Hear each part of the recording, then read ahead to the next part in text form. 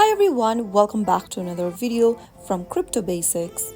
In today's video, I'm going to show you how to enable Face ID on Guarda Wallet application using iPhone. To enable Face ID on Guarda, open up your Guarda application and log into your wallet by entering your wallet's password. After you are logged into your wallet, tap on the Settings button at the bottom right corner. Inside the Settings tab, scroll down and tap on Security Center. Toggle on the button right next to Face ID on the next page. Enter your password for your wallet in order to enable Face ID or Touch ID. After entering your wallet's password, click on Confirm.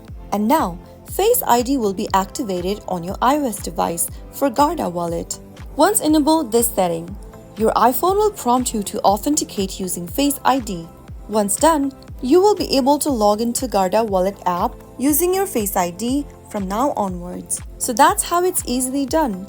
I hope the tutorial was helpful to you. If it was, go ahead and give us a thumbs up. Don't forget to subscribe to the channel by hitting the subscribe button. Press on the bell icon so that you'll never miss another upcoming upload from us. I will see you again in the next video. Goodbye till then.